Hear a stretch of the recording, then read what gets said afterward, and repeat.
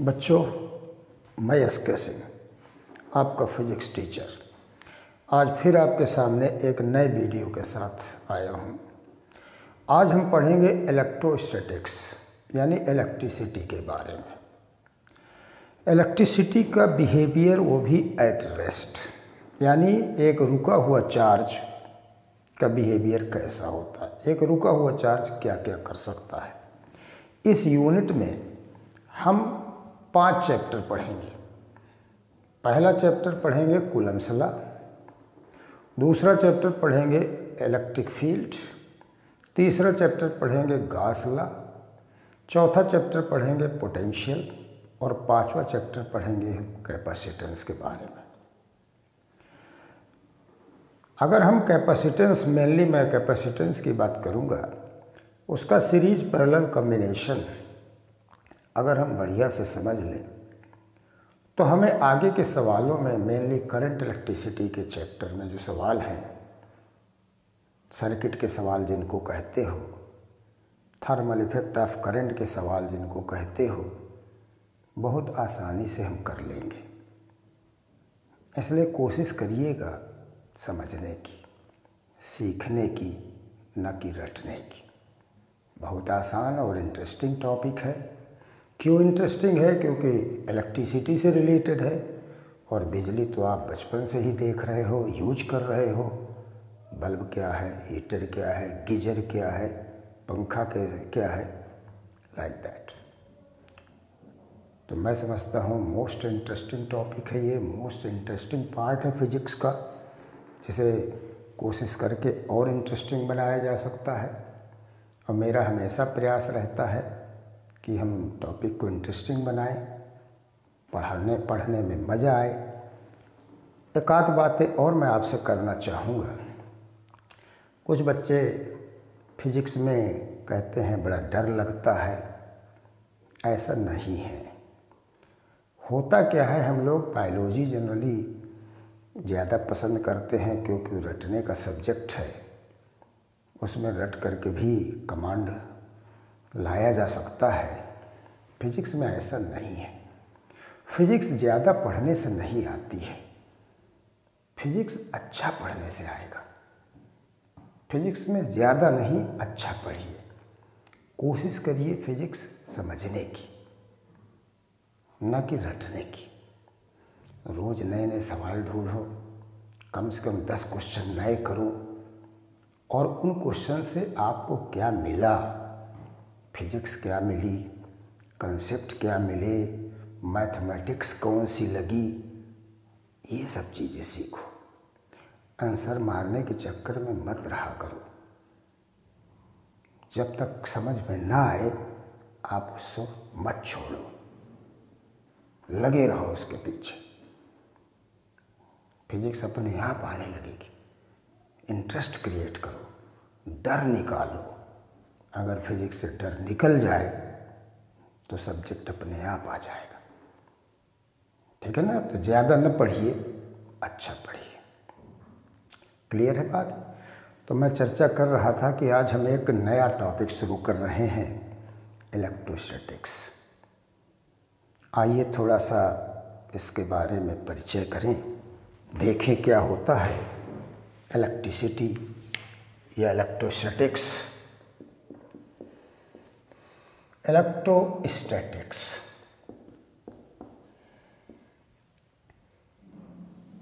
देखिए, अगर हम इसको एक्सप्लेन करें तो ये दो पार्ट में इसको बांटा जा सकता है, इलेक्ट्रो प्लस स्टैटिक्स।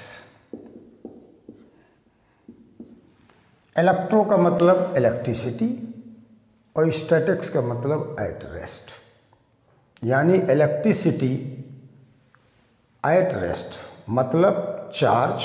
देखिए एक बात और सुन लीजिए, इलेक्ट्रिसिटी का मतलब चार्ज से है। अगर हम कहें कि इलेक्ट्रिसिटी प्रोड्यूस किया, इलेक्ट्रिसिटी भेजा, इसका मतलब चार्ज प्रोड्यूस किया, चार्ज भेजा।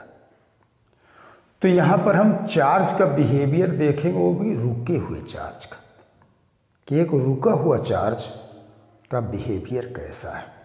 एक रुका हुआ चार्ज क्या क्या कह लो कर सकता है। तो इसको हम ऐसे लिखेंगे, इलेक्ट्रिसिटी एट रेस्ट।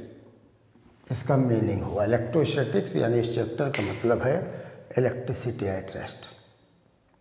ठीक है ना। आइए देखें, सबसे पहले हम पढ़ना चाहेंगे कि इलेक्ट्रिसिटी प्रोड्यूस कैसे होती है, यानी चार्ज प्रोड्यूस कैसे किया जाता है। तो फ्रिक्शनल इलेक्ट्रिसिटी, ये पहली हेडिंग है, 2 लाइन लिख लो इसके बारे में। इलेक्ट्रिसिटी प्रोड्यूस्ड बाय रबिंग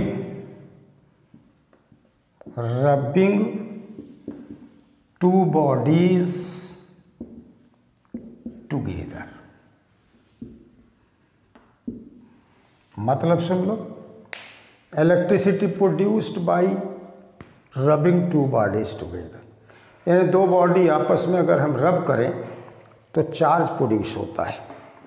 अब आइए समझा जाए, जैसे 2 बॉडी हैं, इसमें चार्ज क्या है 0, इसमें चार्ज क्या है 0। सुन लो थोड़ा सा, किसी एटम में जितने इलेक्ट्रॉन होते हैं उतने ही प्रोटॉन होते हैं, और एक इलेक्ट्रॉन में जितना निगेटिव चार्ज होता है, एक प्रोटॉन में ठीक उतना ही पॉजिटिव चार्ज होता है।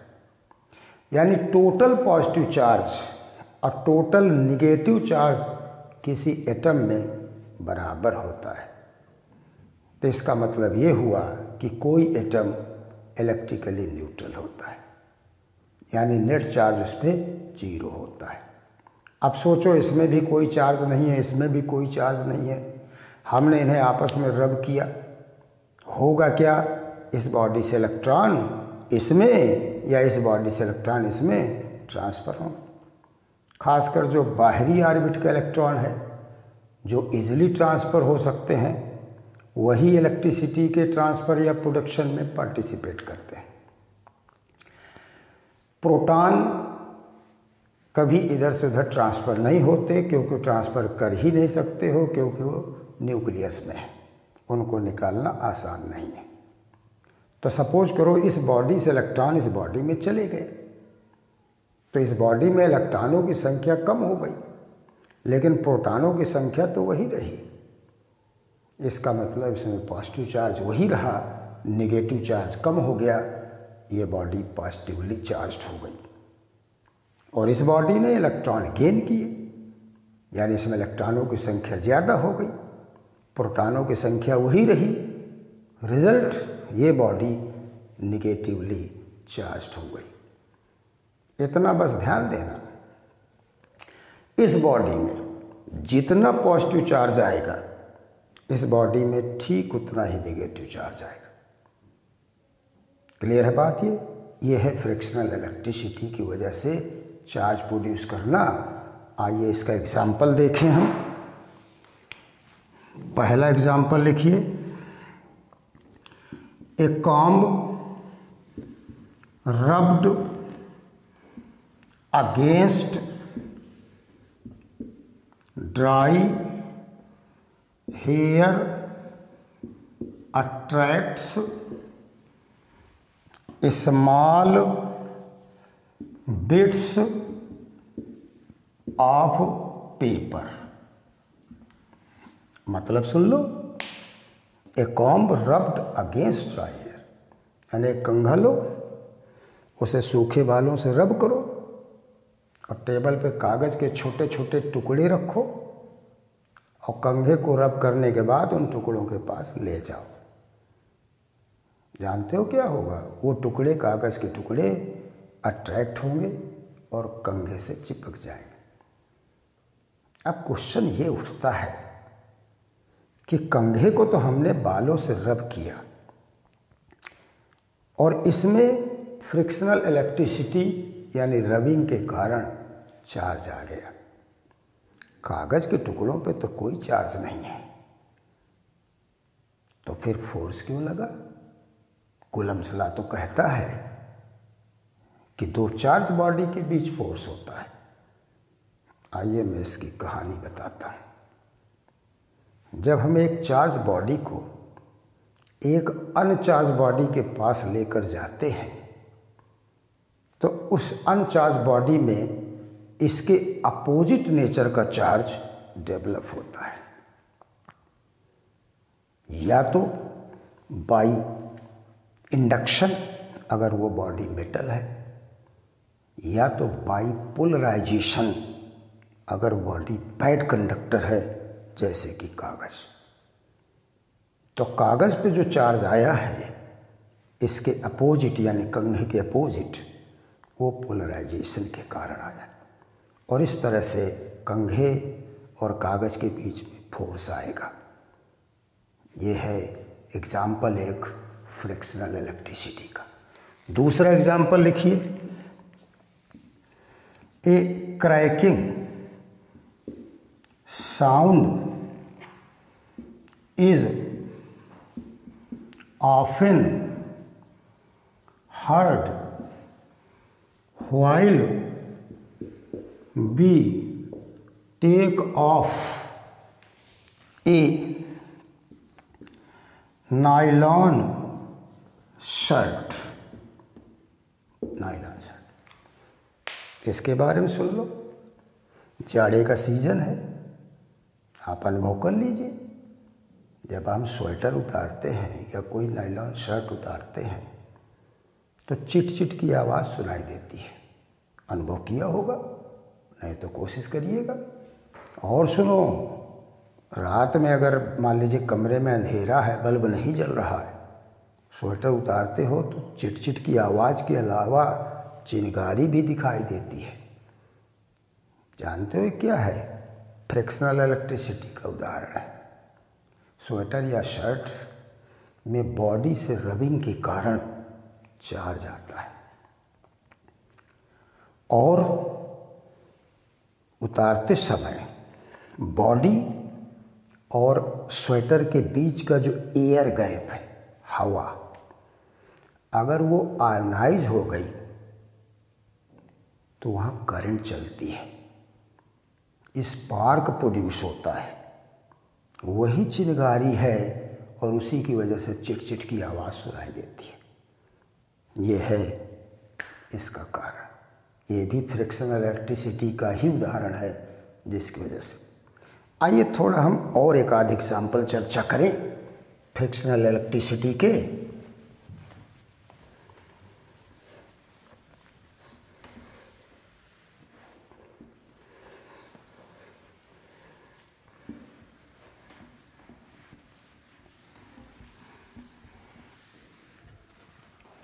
देखिए, अक्सर किताबों में हम पढ़ते हैं या सुने हों कि ये कोई ट्रक है और ये मान लो एलपीजी लेके चल रहा है, हाईली इन्फ्लेमेबल गैस है ये। अब सोचिए, अगर ये एयर से रबिंग के कारण इस ट्रक की बॉडी में चार्ज आ गया, और इतना चार्ज आ जाए कि जमीन यानी अर्थ और ट्रक की बॉडी के बीच की जो हवा है, एयर गैप, वो अगर आयोनाइज हो गया तो क्या होगा? तो यहाँ तो करंट चलेगी। और गैसेस मीडियम में करंट जानते हो कैसी होती है? एक फ्लेम की फॉर्म में, लपट आग की। बताइए, हाईली इन्फ्लेमेबल गैस लेके जा रहा है ये, और अगर हम इसको माचिस दिखाएंगे या लपट प्रोड्यूस करेंगे तो आगे बताने की जरूरत नहीं कि इसका क्या होगा। तो इस घटना दुर्घटना से बचाने के लिए क्या करते हैं? एक लोहे का चेन इस ट्रक से बांधकर जोड़कर जमीन पे छोड़ देते हैं। इससे क्या फ़ायदा होगा? जमीन एक भूखा कंडक्टर है, चाहे जितना चार्ज इसको दे दो ये डकार भी नहीं लेता।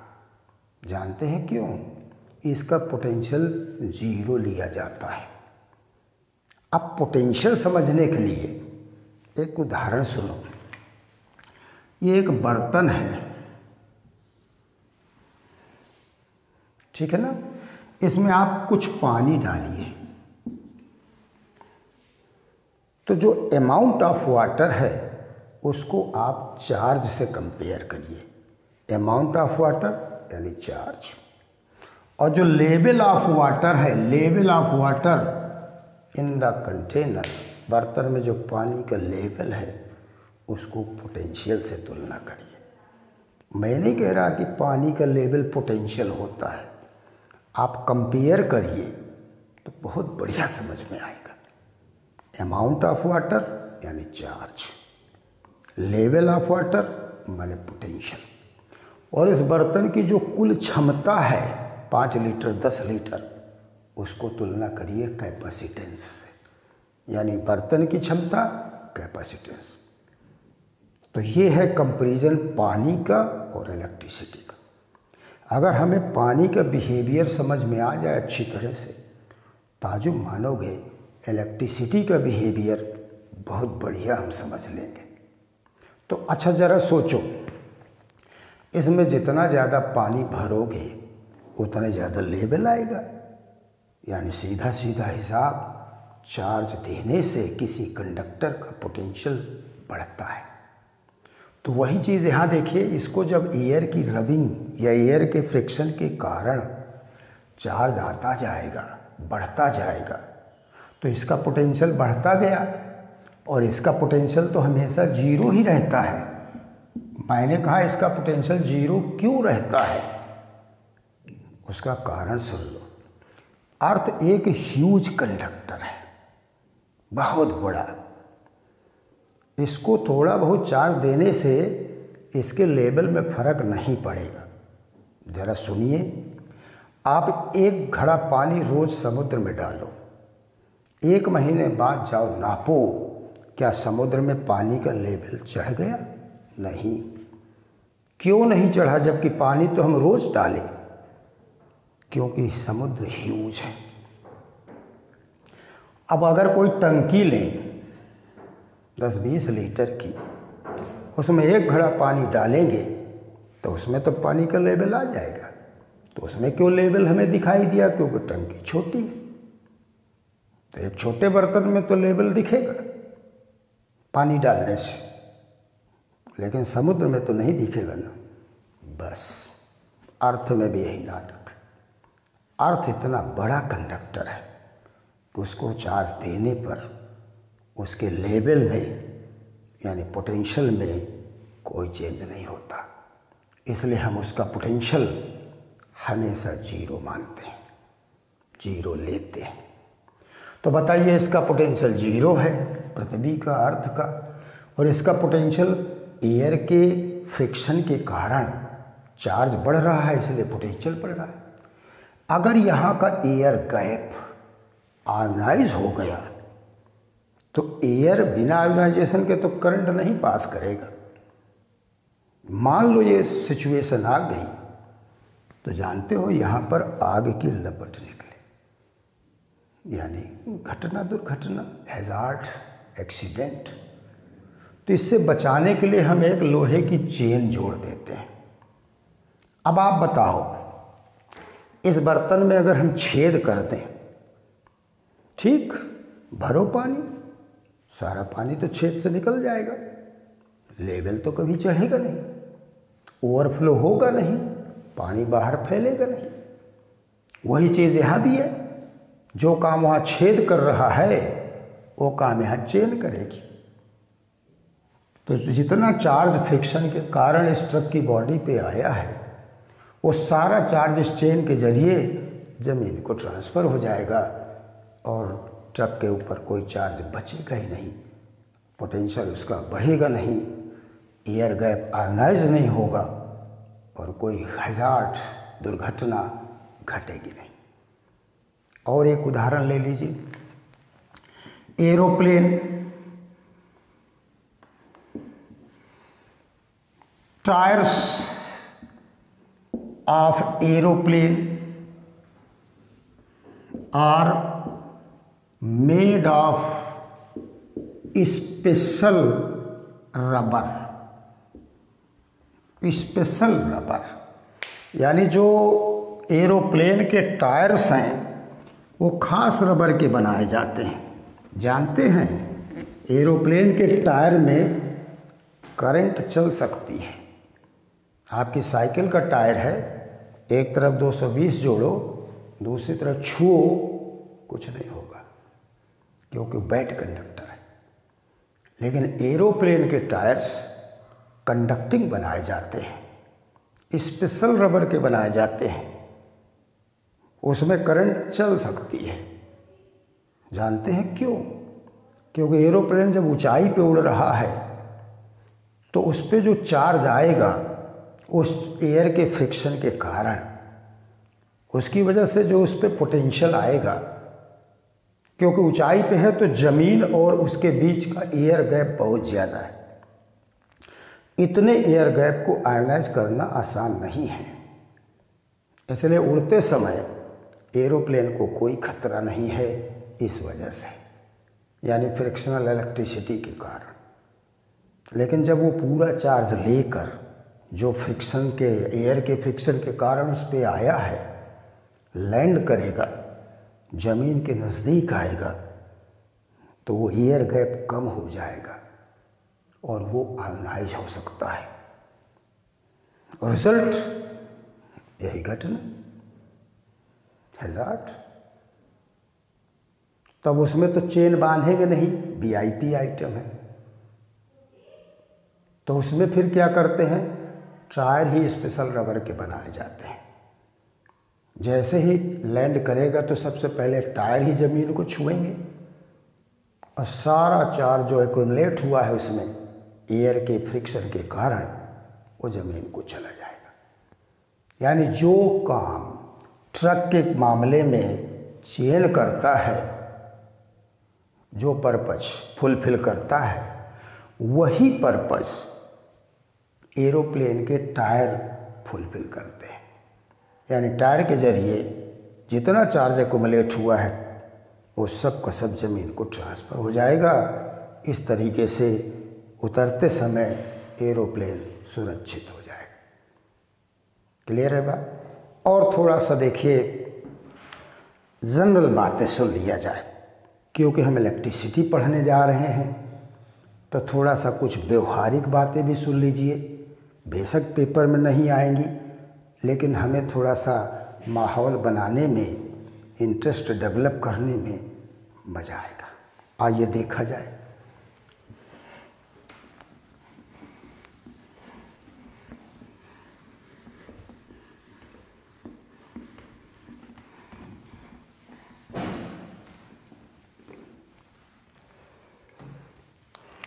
देखिए, सुन लीजिए कुछ काम की बातें। देखिए, यहाँ अगर हम जनरेटर की बात करें तो जनरेटर, जिसे हम 3 फेज जनरेटर कहते हैं, ये है 3 फेज जनरेटर। मान लो ये रेड वायर है, ये येलो और ये ब्लू, और जो कॉमन पॉइंट होता है वो होता है ब्लैक। ये वायर के कलर है, मैं बता रहा हूँ। 3 फेज जनरेटर 3 फेज देता है। आप याद करिए, बिजली के खंभों में 4 तारें होती हैं, 3 तारें फेस की और एक न्यूट्रल कहलाता है। ये न्यूट्रल होता है। न्यूट्रल यानी काले रंग की तार। जब घरों में हम वायरिंग कराते हैं तो ये स्टैंडर्ड होता है। 3 तारों के कलर ये होंगे और काले रंग का तार न्यूट्रल होता है, जो एक कॉमन पॉइंट से जुड़ा होता है। ये अब हम जो छोटे घर हैं तो उसमें 1 फेस का कनेक्शन लेते हैं, तो इन 3 में से कोई 1 फेस हमको दिया जाएगा, ठीक है ना, और ये न्यूट्रल दिया जाएगा। यानी खंभे से 2 तार हमारे घर में आएंगे। जो लोग 3 फेस का कनेक्शन लेते हैं उनको खंभे से 4 तारों वाली केबल मिलेगी, यानी 1 2 3 और 4। इनके अलावा एक 5वां भी होता है जिसे हम लोग अर्थिंग बोलते हैं। और वो अर्थिंग हमें खंभे से नहीं, घर में बनाई जाती है अर्थिंग। वो क्यों बनाते हैं, उसका कलर क्या होता है? उस तार का रंग ग्रीन होता है, हरे रंग का तार होता है, ये स्टैंडर्ड कलर है। आइए हम अर्थिंग का मतलब समझ लें और अर्थिंग क्यों की जाती है वो सुन लें। मान लो हमारे घर में ये फ्रिज है, खासकर मैं उन मशीन्स की बात कर रहा हूँ जिनमें मेटल बॉडी होती है, जैसे फ्रिज है, जैसे वॉशिंग मशीन है, ठीक है ना, प्रेस है, इनकी बात करो। इसमें ये कंप्रेसर है जो हमारे घर में देखिए प्लग होता है, उसमें 3 पॉइंट है, ये 2 पॉइंट, ये 2 पॉइंट तो इस कंप्रेसर से जुड़े हैं, जो कंप्रेसर यानी फ्रिज को चलाते हैं। सिर्फ इन्हीं 2 से फ्रिज चलता है। जो तीसरा तार अर्थ होता है उसकी जरूरत फ्रिज को चलाने में नहीं पड़ती। उसकी जरूरत क्यों पड़ती है वो सुन लो। ये वाला जो हरा तार है वो फ्रिज की बॉडी में बंधा है और ये 2 तार तो खंभे से आई हैं, लेकिन ये जमीन में कहीं गड़ी हुई है। जमीन के अंदर कॉपर की प्लेट, कॉपर की तार, नमक, कोयला और नमी यानी पानी, इसकी व्यवस्था करते हैं गुड कंडक्शन के लिए। और ये इस तरीके से अर्थ या कह लो ज़मीन में अर्थिंग बनाई जाती है। और ये हरे रंग का तार होता है जो घर के सारे प्लगों का जो ऊपर वाला पॉइंट है आपस में जुड़ा रहता है और फिर जाके ज़मीन पे गड़ा रहता है। इसका खंभे से कोई कनेक्शन नहीं। और ये देखिए बॉडी से जुड़ा है। सोचो ये फेस है 220 वोल्ट, एक न्यूट्रल है, एक फेस है। 220 वाला तार मान लो कट गया, चूहों ने कलाकारी कर दी और ये इसकी बॉडी से छू गया, तो इसकी बॉडी में 220 वोल्ट आ गई। अब सपोज करो हम कोई सामान निकालने गए फ्रिज के पास और हमारे पैरों में चप्पल नहीं है, ज़मीन पे हम खड़े हैं बिना चप्पल पहने। जानते हैं क्या है यहाँ का पोटेंशियल? 0। यहाँ का पोटेंशियल क्या है? 0। और फ्रिज की बॉडी का पोटेंशियल कितना है? 220 वोल्ट। करंट को ज़मीन तक जाने के लिए 2 ठो रास्ते। तुम कहो जी करंट ज़मीन पे क्यों जाएगी? पानी का बिहेवियर समझिए। पानी बताइए ऊपर से यानी ऊंचाई से नीचे की तरफ बहता है ना, हाई लेवल टू लो। और लेवल का मतलब पोटेंशियल। बताइए 220 वोल्ट का पोटेंशियल और 0 वोल्ट का पोटेंशियल, है ना हाई, है ना लो। लेवल यानी हाई पोटेंशियल से लो पोटेंशियल को करंट चलेगा। तो करंट के पास एक रास्ता देखिए ये है, अर्थ के जरिए ज़मीन पे जाए, और एक रास्ता हम भी तो हैं, हमारा हाथ फ्रिज के ऊपर 220 वोल्ट, पैर कहाँ? ज़मीन पे 0 वोल्ट, यानी हम भी तो एक रास्ता हुए। अब इस रास्ते से करंट जाए या इस रास्ते से करंट जाए, बताइए पानी कहीं गिरा दो, उसे बुलाओ, तो क्या आपके बुलाने से आएगा? नहीं। जानते पानी कहाँ जाएगा? जिधर उसको ढाल मिलेगा, जो रास्ता उसे आसान मिलेगा। बिल्कुल करंट भी ऐसे चलती है। तो एक रास्ता है ये जिसमें ऑलमोस्ट नेग्लिजिबल रेजिस्टेंस है। क्यों? क्योंकि कॉपर की तार है और कॉपर एक अच्छा कंडक्टर माना जाता है। और यहाँ कोई आदमी है, जानते हो एक नॉर्मल आदमी का रेजिस्टेंस कितना होता है? 10,000 ओम, यानी 10 किलो, भारी भरकम रेजिस्टेंस। तो करंट इस रास्ते से जाती है तो इतना रेजिस्टेंस माने विरोध। रेजिस्टेंस क्या होता है?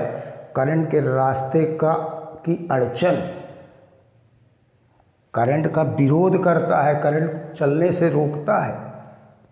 तो इधर ऑलमोस्ट नेग्लिजिबल रेजिस्टेंस और इधर इतना रेजिस्टेंस। तो दो रास्तों में से करंट जानते हो किस रास्ते से जाएगा, जिस रास्ते में रेजिस्टेंस कम है। तो हम गए, फ्रिज छुए, उसमें 220 वोल्ट था, सामान निकाल के ले आए, हमको भनक भी नहीं लगी कि हम 220 छू के आए, और ये सारी करंट इधर से चली गई। तो बताइए अर्थिंग किस लिए है? फ्रिज को चलाने के लिए ना, हम लोगों को चलाने के लिए।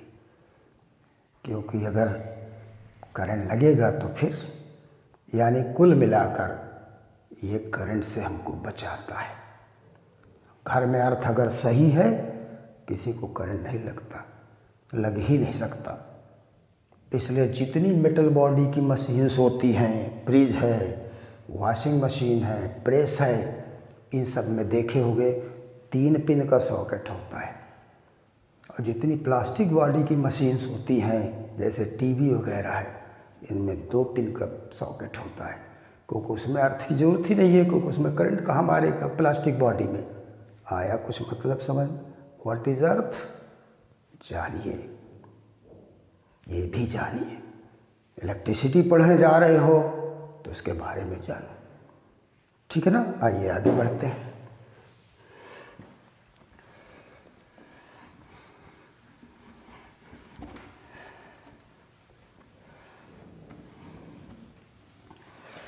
अब आइए हम पढ़ते हैं चार्ज क्या होता है। व्हाट इज चार्ज, यानी इलेक्ट्रिक चार्ज। लिख लो एक line, it is the basic and characteristic property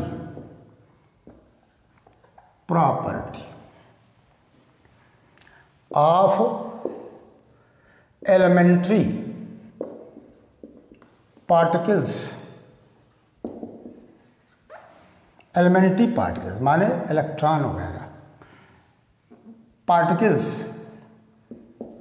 in terms of which certain forces जैसे Coulomb's law and energies may be defined। Energy जैसे इलेक्ट्रोस्टैटिक पोटेंशियल है। अब सुन लो, इलेक्ट्रिक चार्ज बेसिक प्रॉपर्टी है, characteristic property है। Characteristic का मतलब लाक्षणिक लक्षण है ये एलिमेंट्री पार्टिकल्स का। यानी कैरेक्टरिस्टिक प्रॉपर्टी से मतलब ये है कि जब से वो आए हैं या एग्जिस्टेंस में आए हैं तब से उन पे चार्ज है। ये नहीं कि पहले वो आए बाद में चार्ज आया, no no no no no. Characteristic का मतलब पैदाइशी गुण, यानी अगर इलेक्ट्रॉन है तो उसके साथ ये लक्षण या ये प्रॉपर्टी जुड़ी हुई है, एसोसिएटेड है। तो इलेक्ट्रॉन है, प्रोटॉन है, ये इनकी प्रॉपर्टी है चार्ज, यानी कैरेक्टरिस्टिक प्रॉपर्टी है, पैदाइशी गुण है, शुरू से उनके साथ चार्ज एसोसिएटेड। चार्ज 2 तरह का होता है, पॉजिटिव चार्ज और नेगेटिव चार्ज। जैसे अब एग्जाम्पल के लिए कहें, पॉजिटिव और नेगेटिव। पहला एग्जाम्पल, जैसे कांच की राड यानी ग्लास राड को अगर हम सिल्क के कपड़े के साथ रब करें, कांच की राड लो, सिल्क के साथ रब करो, तो कांच की राड पे पॉजिटिव चार्ज आएगा रबिंग के कारण, और सिल्क पे नेगेटिव चार्ज आएगा। दूसरा उदाहरण ले सकते हो, ऊल और एबोनाइट रॉड, एबोनाइट रॉड या एबोनाइट कह सकते हैं। तो एबोनाइट को अगर ऊल के साथ रब करें तो ऊल में पॉजिटिव और एबोनाइट में नेगेटिव। इसको सब याद करना होता है, कौन बॉडी इलेक्ट्रॉन डोनर है, कौन बॉडी इलेक्ट्रॉन एक्सेप्टर है, ये पढ़ने से आएगा, ऐसे थोड़ा ना आ जाएगा। तो कुछ एग्जाम्पल है, अपना पढ़ लीजिए किस पे पॉजिटिव होता है, किस पे नेगेटिव। आइए थोड़ा प्रॉपर्टी ऑफ चार्ज की बातें करें। हेडिंग डालिए प्रॉपर्टीज ऑफ चार्ज।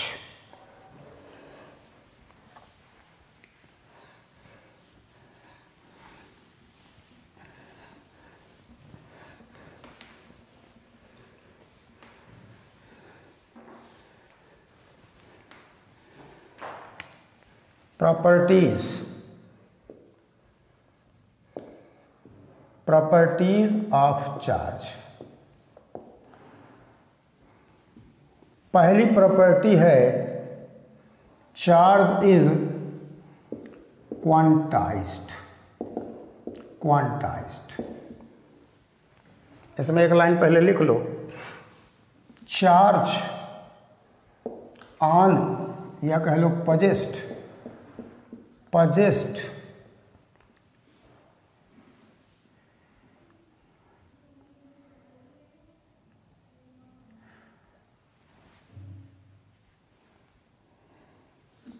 ऐसे लिखते, charge on a body is always an integral multiple of charge on an electron. मतलब इंटीग्रल मल्टीपल का मतलब होता है होल नंबर से गुणा, यानी 1 2 3 4, दशमलव में नहीं, फ्रैक्शन नहीं, सिर्फ होल नंबर से गुणा। आइए समझें, किसी बॉडी पे चार्ज जो Q है वो या तो ±1 E होगा, यानी 1 गुणा E, या ±2 गुणा E, ±3 गुणा E, ±n गुणा E। यानी E एक इलेक्ट्रॉन का चार्ज है और ये इंटीजर से गुणा करेंगे। ये 1.2 या 2.5 नहीं हो सकता गुणा में, पूरा ही गुणा होगा। हम इसको ऐसे लिख सकते हैं, in general Q is equal to ENE। अब प्लस माइनस तो डिसाइड करना हमें आता है कि जो बॉडी इलेक्ट्रॉन लूज करेगी वो पॉजिटिव बनेगी, और जो बॉडी इलेक्ट्रॉन गेन करेगी वो नेगेटिव बनेगी।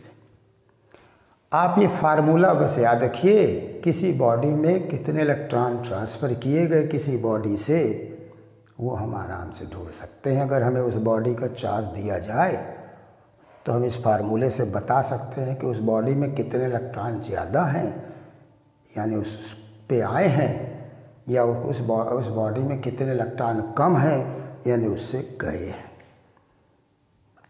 तो ये बहुत अच्छा फार्मूला है, इसकी ज़रूरत हमें पड़ेगी, और ये इलेक्ट्रिसिटी का पहला फार्मूला है, तो मैं समझता हूँ इसका स्वागत किया जाए। ठीक है ना। यहाँ पर ध्यान देना, यानी कि वैल्यू 1 2 3 और E की वैल्यू 1.6 10⁻⁻19 कूलम, और यानी कि वैल्यू 1 2 3 एंड सो इंटीजर। ठीक है ना। ये है क्वांटाइजेशन ऑफ चार्ज। माने किसी बॉडी पे जो भी चार्ज होगा वो इलेक्ट्रॉन के चार्ज से पूरा डिविजिबल होगा, यानी पूरा भाग जाएगा। उस चार्ज को अगर हम इलेक्ट्रॉन के चार्ज से भाग दें तो पूरी संख्या आएगी, दशमलव में नहीं आएगा। इसका मतलब ये, यानी चार्ज पैकेट में ट्रांसफ़र होता है, और सबसे छोटा पैकेट है इलेक्ट्रॉन। तो या तो 1 इलेक्ट्रॉन ट्रांसफ़र कर दो, या तो 2 ट्रांसफ़र कर दो, 200 ट्रांसफ़र कर दो, 1.5-2.5 इलेक्ट्रॉन ट्रांसफ़र नहीं होते। बस इसे कहते हैं क्वांटाइजेशन। दूसरी प्रॉपर्टी लिख लो, नंबर 2, जिसे हम कहते हैं कंजर्वेशन, यानी चार्ज इज कंजर्व्ड। दूसरे नंबर पे लिख दो चार्ज इज कंजर्व्ड। मतलब सुन लो, यहां लिख लो पहले एक line, for an isolated system total charge is always, total charge always remains constant या conserved। अब पहले सुनो आइसोलेटेड सिस्टम क्या है। जैसे कांच की राड को हमने सिल्क के साथ रब किया, तो रबिंग से पहले कांच पे क्या चार्ज था? जीरो। सिल्क पे क्या था? जीरो। कुल चार्ज कितना था? जीरो। अब हमने रब किया तो कांच पर जितना पॉजिटिव चार्ज आएगा, सिल्क पर उतना ही नेगेटिव चार्ज आएगा, और ये दोनों को मिला के एक सिस्टम बना। तीसरे से कोई मतलब नहीं इस सिस्टम का। बताइए, जितना प्लस कांच पे है उतना ही माइनस सिल्क पे है, तो रबिंग के बाद अगर हम पूरे सिस्टम का चार्ज जोड़ें तो अभी भी जीरो आएगा।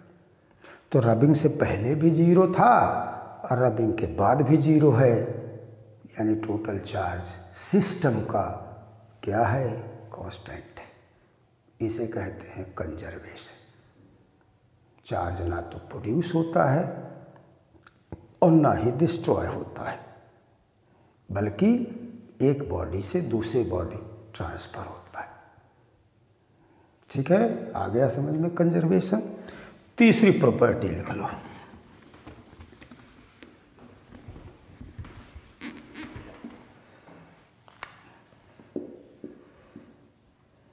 Charge is additive. एडिटिव क्या मतलब? चार्ज जुड़ता है। एडिटिव प्रॉपर्टी का मतलब सुन लो, एक बाल्टी में मान लो 2 लीटर पानी भरा है, जाइए 2 लीटर पानी और डाल दीजिए, कुल कितना हो गया? 4 लीटर। अब आप अपना वाला 2 लीटर निकालो, आप 2 लीटर तो पाओगे, लेकिन अपना वाला 2 लीटर पानी नहीं पाओगे। क्या कहोगे? पानी और पानी जुड़ गया। बिल्कुल ऐसे ही चार्ज भी जुड़ता है। अगर एक बॉडी में मान लो 1 कूलाम या 2 कूलाम चार्ज है और हम 2 कूलाम चार्ज और जो दे दें, तो पहले अगर 2 कूलाम था और 2 और दे दिया तो 4 हो गया। अब हम आपसे कहें कि जाओ अपना वाला 2 कूलाम निकालो, मैंने कहा अपना वाला 2 कूलाम तो आप पाओगे, लेकिन अपना वाला 2 कूलाम नहीं पाओगे। यानी जो पहले से 2 कूलाम था और जो आपने 2 कूलाम डाला, वो आपस में ऐसे जुड़ गया कि आप अलग नहीं कर पाओगे। इस प्रॉपर्टी को एडिटिव बोला जाता है। और चौथी प्रॉपर्टी लिख लो, like charges repel and unlike charges attract each other.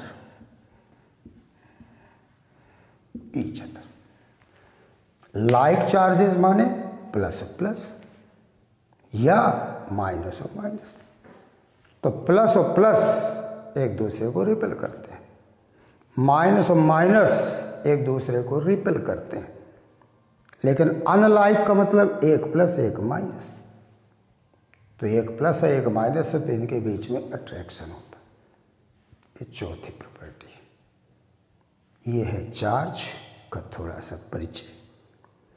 अब इसके आगे हम कूलाम्स लॉ के बारे में पढ़ेंगे, 2 चार्ज के बीच फोर्स के बारे में, जो हम अगले वीडियो में पढ़ेंगे। बहुत बहुत धन्यवाद। Thank you very much.